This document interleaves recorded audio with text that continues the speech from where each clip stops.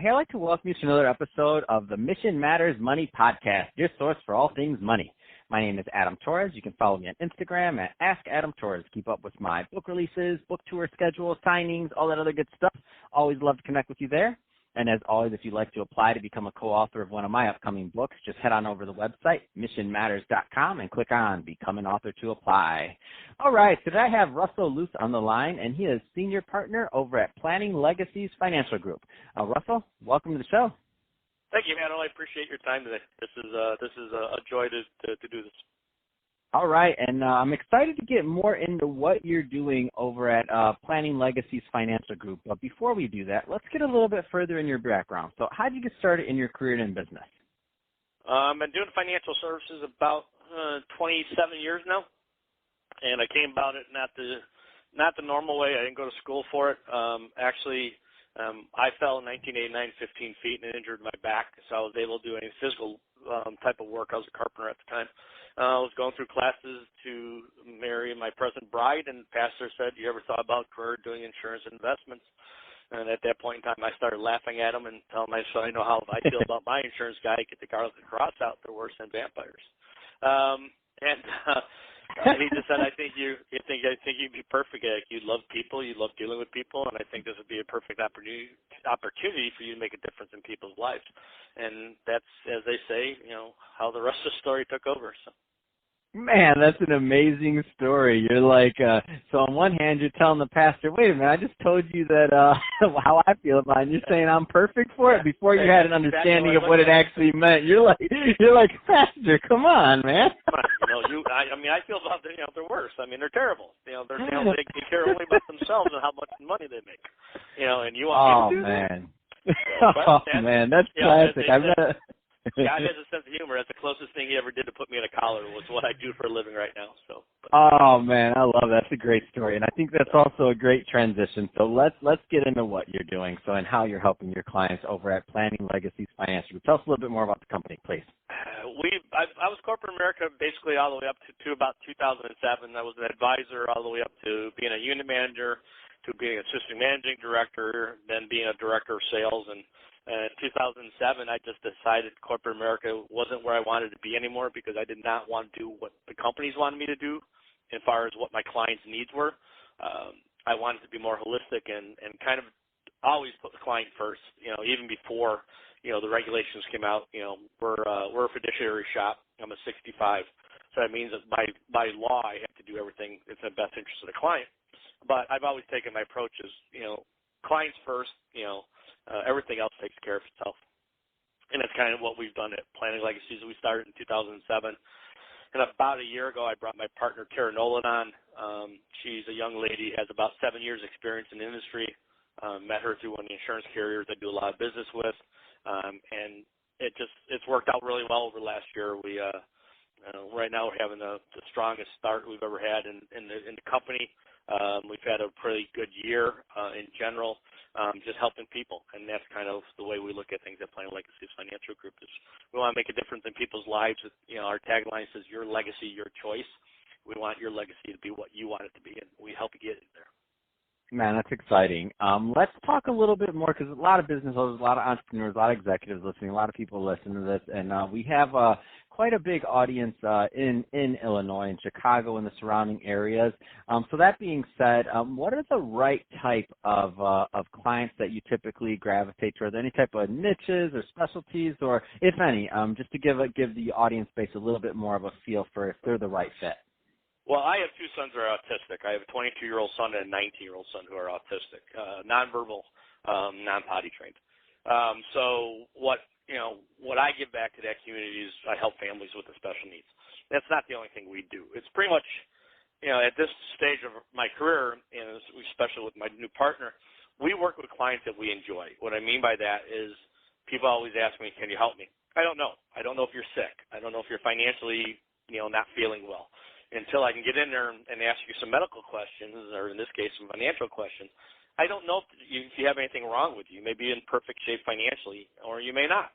But it's kind of like when you walk into your doctor. Does he just write a script to you right away? No, he's going to ask you some questions. Does this hurt? If it does hurt, how much is your pain level? And so on and so forth. as holistic, or what we think we should be as financial advisors, is asking people similar questions. I mean, how do you feel about your retirement? Are you 100% sure? You know, if we can get you out of debt, does that make sense for us to do? You know, what's your long-term objective? Is retirement something you want to do? Or you see yourself working until you leave this earth? I mean, you have to ask them questions, because I've had a good friend of mine, Van Miller, and Tom Hegner, two people I listen to and talk to quite extensively. You know, you have to ask more questions than you tell. If you're asking more questions, you're going to find out more information on what their wants and their needs and what they want to accomplish. It doesn't make a difference what we want to accomplish as an advisor. It's not our money. It's theirs. So if we don't ask those questions and we don't listen to them, you're never going to find out what their ultimate objective is and get them there. You're just going to be running around in circles. Man, that's awesome.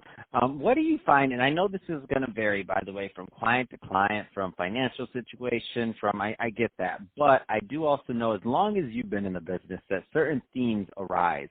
What do you find are some of the common loopholes that people have in their financial plans based on your experience? You know, people have spent more time planning their vacations than they do planning their retirement or planning their financial future. Oh, mic drop, Russell.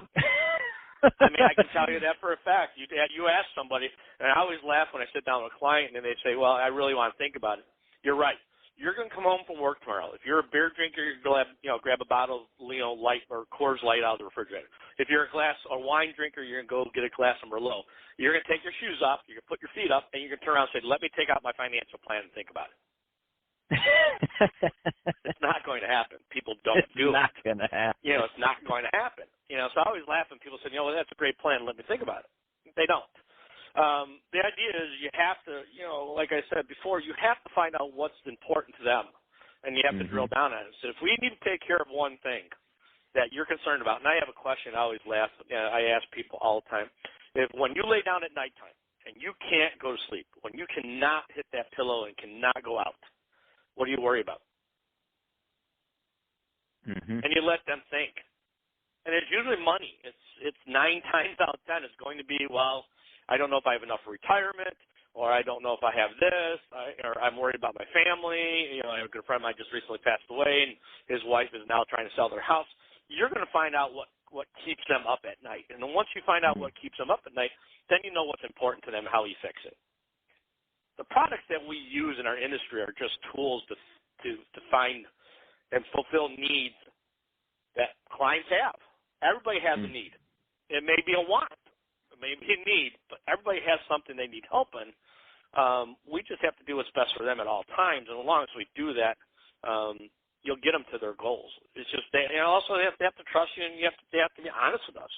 It's like when you go to your doctor, if you don't tell him exactly what's wrong, he doesn't know how to prescribe what medication.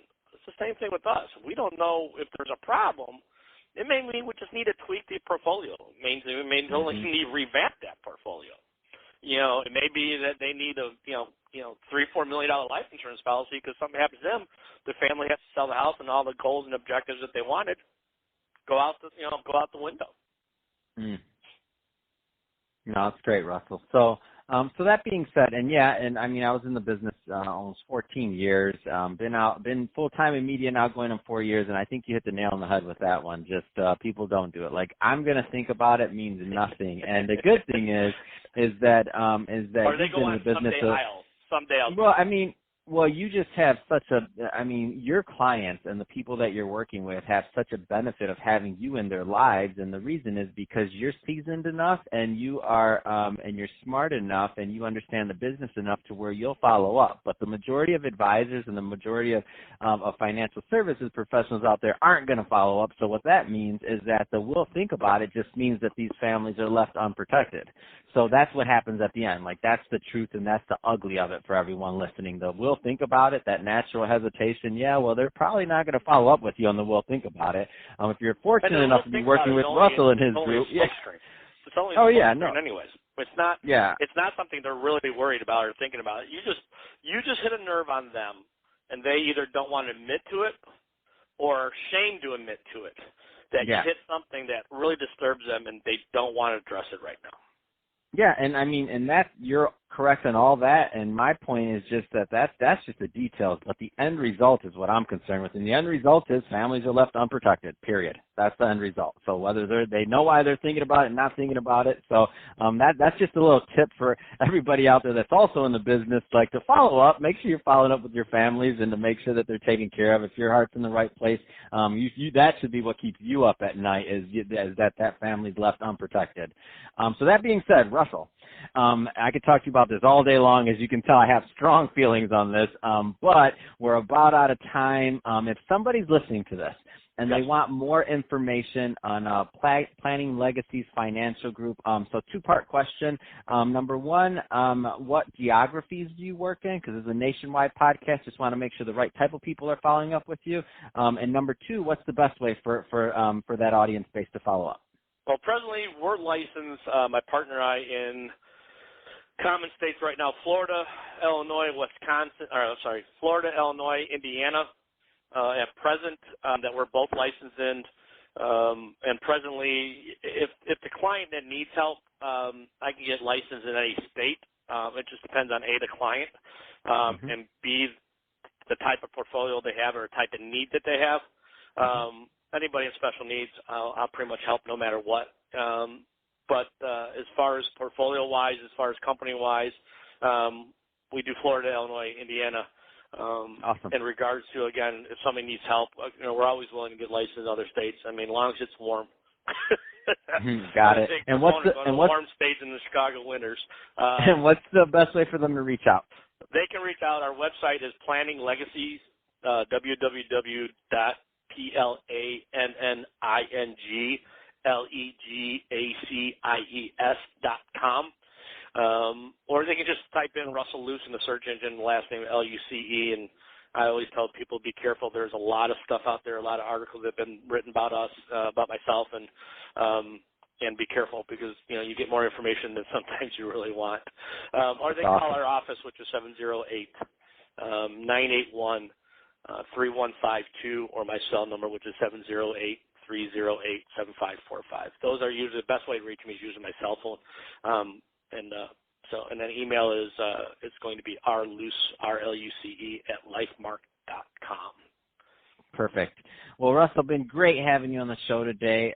Great catching up and learning more about what you're doing over at Planning Legacies Financial Group. And to the audience, as always, thank you for tuning in. Hope you got a lot of value out of this. If you did, don't forget to subscribe to the podcast. Leave me a review on the Apple iTunes Store. And if you are watching this on our YouTube channel, Mission Matters Money, definitely give us a subscribe there, but also leave us some comments in the comment section. Love to hear what you're working on and what you have going on in your world. Let's keep the conversation going in the YouTube community. And Russell, thanks again for coming on the show.